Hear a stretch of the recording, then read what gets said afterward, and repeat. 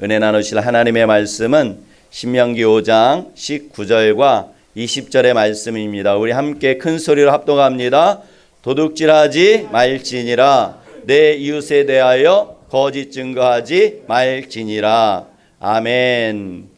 오늘은 신명기 5장 19절과 20절의 말씀을 가지고 10계명 8번째와 9번째 계명이라는 제목으로 함께 은혜를 나누려고 그럽니다. 첫 번째, 나 외에는 다른 신들을 내게 두지 말지니라. 두 번째, 자기를 위하여 생의 우상을 만들지 말고 어떤 형상도 만들지 말며 그것들에게 절하지 말며 섬기지 말라. 세 번째, 너는 내 하나님 여호와의 이름을 강력히 일컫지 말라. 네 번째, 내 하나님 여호와가 내게 명령한 대로 안식일을 지켜 거룩하게 하라. 다섯 번째, 여섯 번째, 살인하지 말지니라. 일곱 번째, 간음하지 말지니라. 여덟 번째는 도둑질하지 말지니라. 시작. 도둑질하지 말지니라. 아멘. 도둑질하다의 히브리어가 가나부래요. 이 가나부에는 어떤 의미가 있냐면 첫 번째 의미는 다른 사람에 속한 것을 허락이나 동의 없이 몰래 가져오거나 속여서 가져오는 것. 첫 번째 의미는 우리가 다 아는 그런 의미예요. 내 것이 아닌데 그 상대방에게 동의나 허락 없이 내가 몰래 가져오는 것, 속여서 또 가져오는 것. 두 번째 의미는 뭐냐면 물질적인 것만 의미하지 않아요. 이런 물건만 의미하지 않고 지적 재산. 지적 재산 하면 여러분들 뭐가 생각나요? 소프트웨어. 컴퓨터에 있는 프로그램들이 있잖아요. 불법으로 우리가 쓰면 이것도 도둑질한 거예요. 그리고 정신적으로 형제를 속이고 기만하는 행위. 이것도 가나부에 속해요. 도둑질하다 이 가나부의 지적 재산 그리고 형제를 정신적으로 속이고 기만하는 행위. 이것도 가나부에 속해 있어요. 그리고 세 번째 의미는 뭐냐면 형제에게 마땅히 주어야 할 분깃 그리고 품삯. 직원을 내가 일을 시켰는데 임금을 지불하지 않는 것. 이것도 도둑질하다 이 가나부에 이렇게 속한 것을 있어요.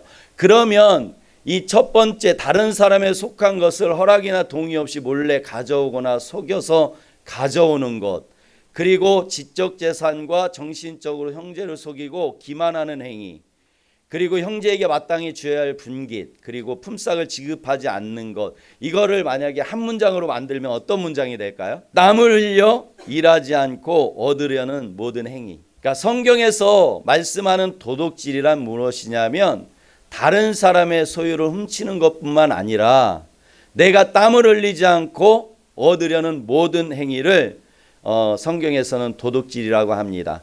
그러면 땀을 흘리지 않고 얻으려는 모든 행위가 도둑질이에요. 도둑질. 그러면 도둑질하지 말지니라를 만약에 바꾸면 어떻게 될까?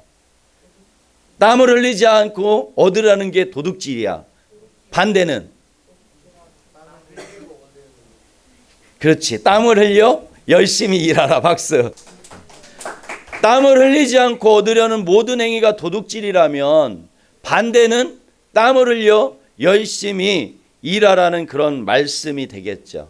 할렐루야. 아멘. 10계명은 그냥 우리가 법 하지 마 이걸로 받아들이면 무진장 무거워요. 그런데 하나님의 마음이 이 10계명 안에 다 들어가 있어요. 나는 너희들과 이런 나라를 만들기를 원해. 나는 너희가 나만 바라봤으면 좋겠어. 이렇게. 그리고 너희가 주인 되지 않았으면 좋겠어. 이게 몇 번째 계명이지? 너희가 주인 되지 않는 게 몇 번째 계명이야? 두 번째. 박수. 하나님 마음이 이 10계명 안에 고스란히 담겨 있어요. 그러니까 우리가 표면적으로 봤을 때는 도둑질하지 마. 그러면 남의 것을 훔치지 마. 이런 뜻으로 받아들이는 게 맞는데 그 안에는 하나님의 어떠한 마음이 들어있냐면 너희가 땀을 흘려서 열심히 일하길 나는 원해. 왜 그럴까요? 하나님께서 누구에게 땀을 흘려 일하라고 그랬죠? 아담에게. 창세기 3장 19절 시작. 내가 흙으로 돌아갈 때까지 얼굴을 땀을 흘려야 먹을 것을 먹으리니 내가 그것에서 취함을 입었음이라. 아멘. 땀을 흘려야 먹을 것을 먹는데, 그러니까 땀을 흘리지 않으면 먹을 것이 있다 없다? 없다. 이 말씀이에요. 그러니까 땀을 흘리지 않고 얻으려고 하는 것은 무엇이냐면 오늘 8번째 계명 도둑질하는 것과 똑같은 거예요. 창세기 3장 19절의 말씀이 사실은 8번째 계명에 이렇게 잘 설명해 주는 그런 말씀이죠. 우리 사랑하는 자녀들은 이제 땀을 흘릴 정도로 무엇을 해야 되죠? 그렇죠. 공부. 여러분들에게 주어진 일은 뭐예요? 공부야, 공부.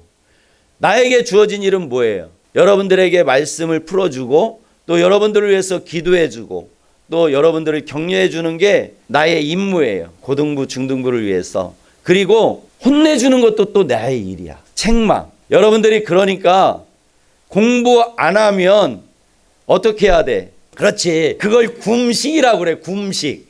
금식이 아니라 굼식. 공부하기 싫은 사람들은 이제 안 먹으면 돼. 땀을 흘려야 먹는다고 그랬잖아요. 그러니까 여러분들이 땀을 흘릴 정도로 어디에 땀이 날까요? 엉덩이에. 여러분들은 이마에 땀이 나는 게 아니라 어디에 땀이 나야 된다고? 엉덩이. 여러분들은 엉덩이에 땀이 흘릴 정도로 열심히 공부하기를 축복합니다. 아멘. 그런데 성경은 하나님께 마땅히 드려야 될 것을 드리지 않는 것도 도둑질이래. 하나님께 마땅히 드려야 할 것. 이게 뭐죠? 그러니까 정확히 뭐와 뭐? 11조와 봉헌물. 말라기 3장 8절 시작. 사람이 어찌 하나님의 것을 도둑질하겠느냐? 그러나 너희는 나의 것을 도둑질하고도 말하기를 우리가 어떻게 주의 것을 도둑질하였나이까 하는도다. 이는 곧 11조와 봉헌물이라. 아멘. 그러면 왜 사람들이 11조와 봉헌물을 도둑질할까? 왜? 그거를 두 자로 말해봐. 두 자. 무슨 마음? 탐욕. 누구야? 탐욕. 탐심이에요. 탐심. 11조 혹시 도둑질하는 사람 없죠? 우리 중고등부 11조 도둑질하는 사람. 10,000원에서 1,000원 하는 게 쉬울까요? 1,000,000원에서 100만 원 하는 게 쉬울까요? 100만 원? 그러면 10억에서 1억 하는 거는 사실 여러분들이 10,000원에서 1,000원 하는 것도 힘들어. 여러분들 입장에서는. 목사님 입장에서는 쉬워요. 그런데 사실은 금액이 커질수록 나에게 많은 것이 남잖아요. 10억에서 1억을 11조를 드리면 얼마가 나한테 남은 거죠? 9억이 남은 거잖아. 9억이나 남은 거잖아요. 그런데 우리는 그 9억을 생각하지 않고 그 1억을 생각하는 거예요. 1억을. 사실은 그래서 금액이 커질수록 하나님 앞에 드리기가 이렇게 어려워. 왜 어려우냐면 내가 써야 될 곳이 생각이 나거든. 사고 싶은 것. 내가 사고 싶은 게 있었어.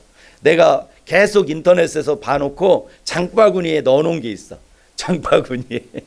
그러면 갑자기 수익이 생겼어요. 그러면 11조를 먼저 떼어야 되는데 뭐 하고 싶을까? 그렇지. 장바구니에 넣어놓은 게 생각나는 거야. 장바구니에 넣어놓은 게.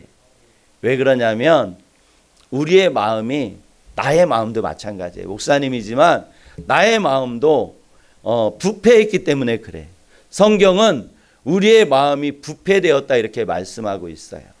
우리의 마음이 부패되어 있기 때문에 많은 것을 주신 것을 야 하나님 감사합니다. 이렇게나 많이 주셨네요. 이렇게 우리가 감사하는 게 아니라 이제 하나님께 드려야 될 것을 이제 그걸 보게 되는 거지. 그래서 목사님이 그런 마음을 갖지 않으려고 목사님은 예물 통장을 따로 있어. 예물 통장. 그래서 사례비가 들어온다든가 누가 목사님에게 이렇게 감사해서 이렇게 섬겨준다든가 그러면 목사님은 먼저 예물 통장에다 11조를 딱 띄워서 입금시켜버려요.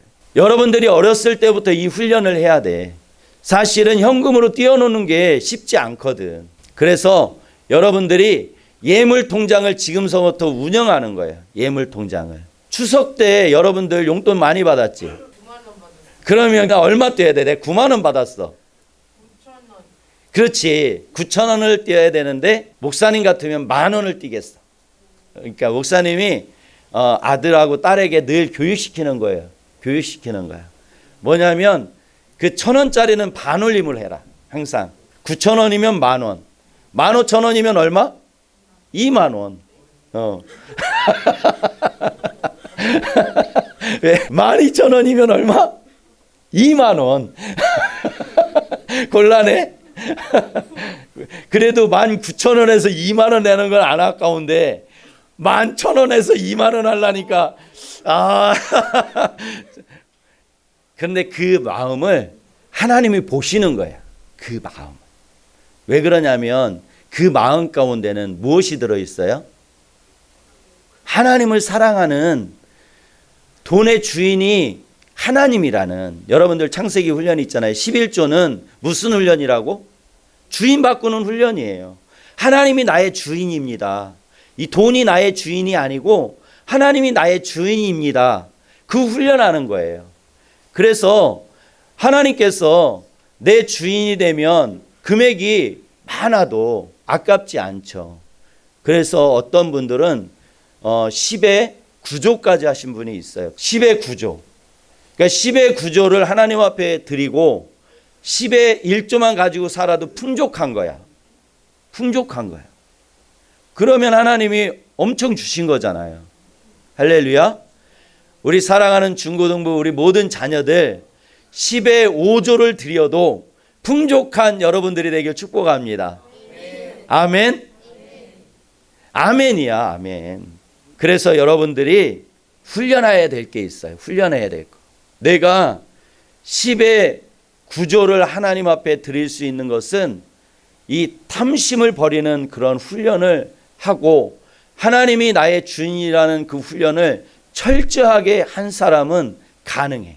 사도 바울은 빌립보서 4장 11절과 12절에서 이렇게 말씀하고 있어요. 시작. 내가 궁핍함으로 말하는 것이 아니니라. 어떤 형편에든지 나는 자족하기를 배웠노니 나는 비천에 처할 줄도 알고 풍부에 처할 줄도 알아. 모든 일 곧 배부름과 배고픔과 풍부와 궁핍에도 처할 줄을 아는 일체의 비결을 배웠노라. 아멘.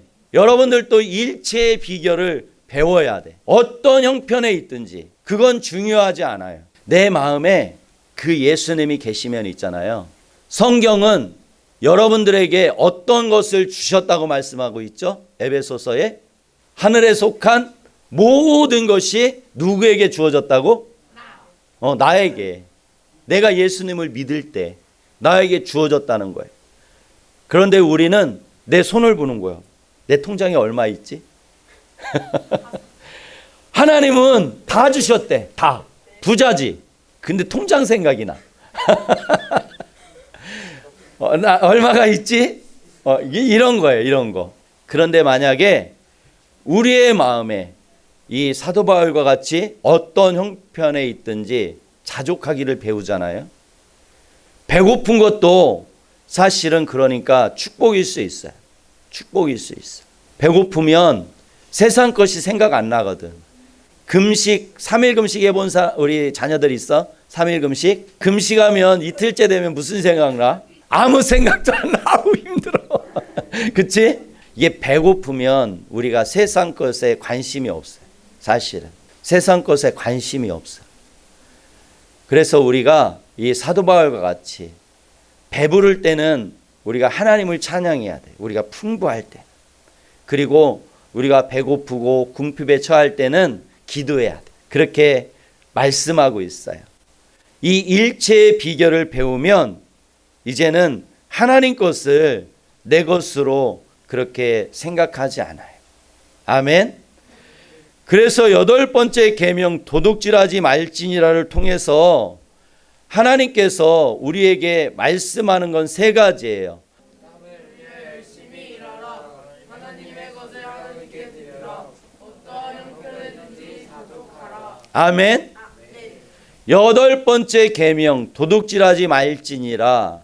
도둑질하지 말지니라의 그 안에 숨겨져 있는 하나님의 그 뜻은 뭐냐면, 땀을 흘려 열심히 일했으면 좋겠어. 너희들이 열심히 땀을 흘려 일하고 하나님께 마땅히 드려야 할 것, 하나님의 것을 하나님에게 드려라.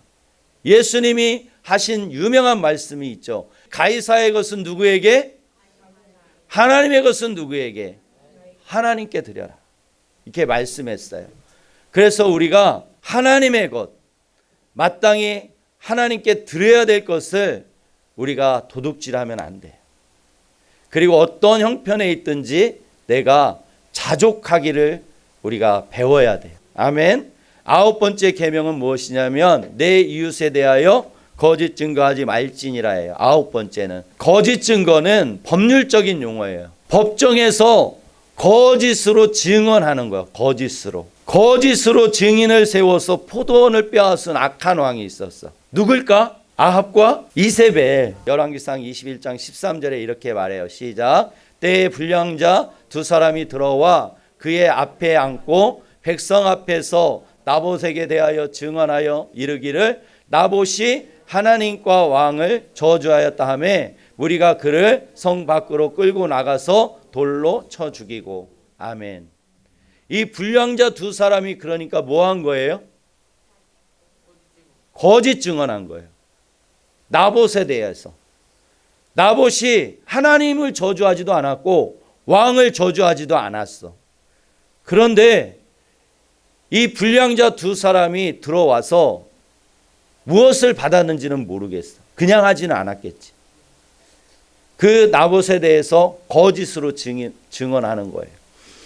그러니까 법정에서 만약에 거짓으로 증언하면 무엇이 왔다 갔다 하는 거예요? 생명이 왔다 갔다 하는 거예요. 생명. 그렇기 때문에 하나님께서는 증인을 세울 때 반드시 두 명을 세워서 그 증언하게 했어요. 왜 그러냐면 내가 거짓으로 이렇게 증언할 수 있잖아. 이렇게 불량자같이 하나님을 저주했다. 그래서 신성모독죄로 죽일 수 있거든. 그러면 그러니까 한 사람이 그렇게 말하는 것은 효력이 없어요. 그래서 신명기에는 이렇게 말씀하고 있어요. 사람들의 모든 악에 관하여 또한 모든 죄에 관하여는 악에 관하여는 한 증인으로 정할 것이 아니요 두 증인의 입으로 또는 세 증인의 입으로 그 사건을 확정할 것이며 이렇게 말씀하고 있어요. 두 명이나 세 명이 증인이 있을 때만이 그 증언이 확실해지는 거예요. 그러면 이 증인에게 요구되는 건 뭐예요? 증인은 무엇을 말해야 돼? 그렇지, 진실을 말해야 되는 거지. 진실을. 어떤 상황 가운데 내가 만약에 이 진실을 말하면 내가 분리할 수 있을까 없을까? 분리할 수 있어요. 만약에 차별금지법이 통과되잖아요. 동성애가 죄입니다라고 말할 수 있을까 없을까? 힘들지. 못하는 것보다는 힘들어. 왜? 고발당하게 되면 이제 목사님이 이렇게 설교하잖아요. 그런데 누가 고발했어. 그러면 벌금을 내야 돼. 그게 누적이 돼. 안 내면. 그렇게 돼요. 고발당해. 그러니까 증인으로 산다는 거는 쉬운 일만은 아니에요. 증인으로 산다는 것은. 내가 증언을 해서 그 사람을 구출해 주는 그런 증언은 좋은데 내가 이 증언을 함으로 인해서 그 사람이 죽는다든가 아니면 내가 이 증언을 함으로 인해서 나에게 불이익이 올 때 진실을 말한다는 것은 결코 쉽지 않아요.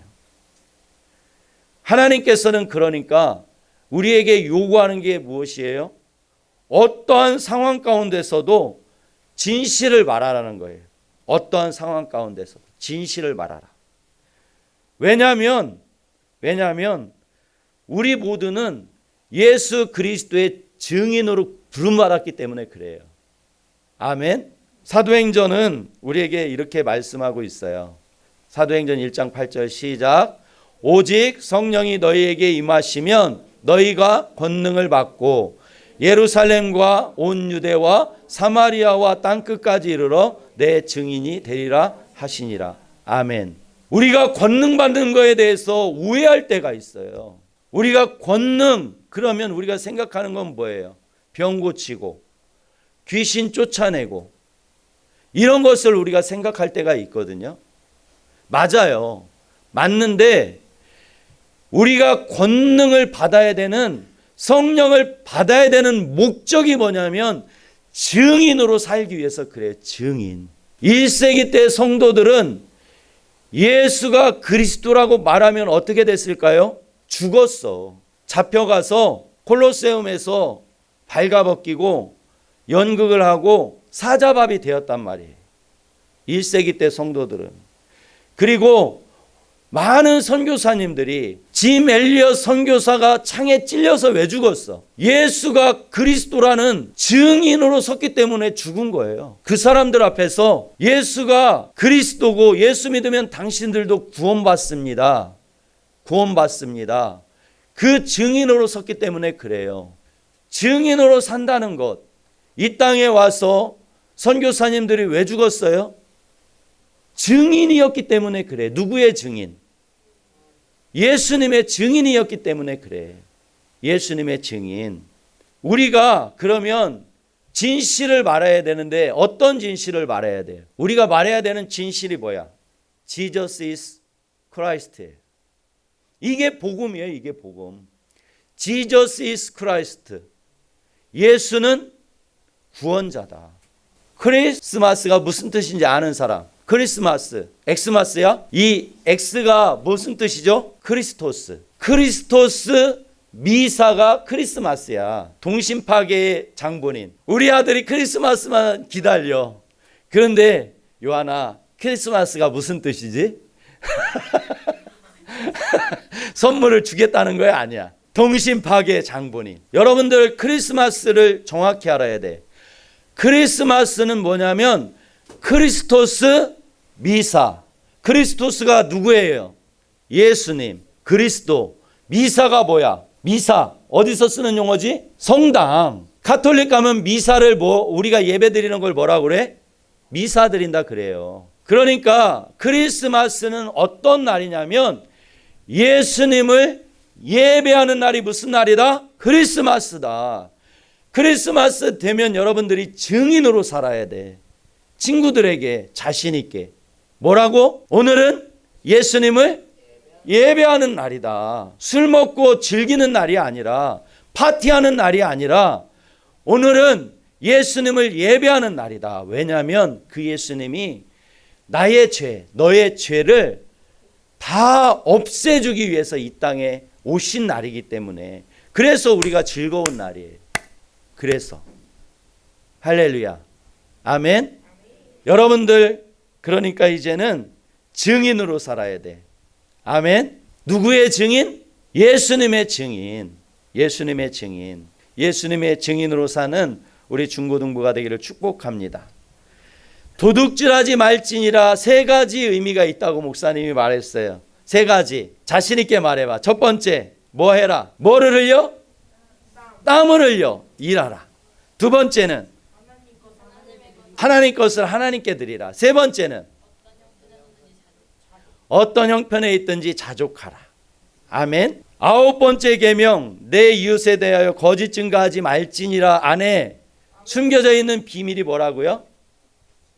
항상 어떤 말 하라고? 진실한 말을 해라. 진실한 말을 해라. 할렐루야. 우리 사랑하는 중고등부 모든 자녀들은 계명을 지켜서 땀을 흘려 열심히 일하고 하나님의 것을 하나님께 드리고 어떤 형편에 있든지 자족하고 항상 진실한 말만 해서 예수님의 증인으로 승리하기를 축복합니다. 아멘. 계명을 지키자. 계명을 지키자. 계명을 지키자. 계명을 지키자. 계명을 지키자. 계명을 지키자. 아멘.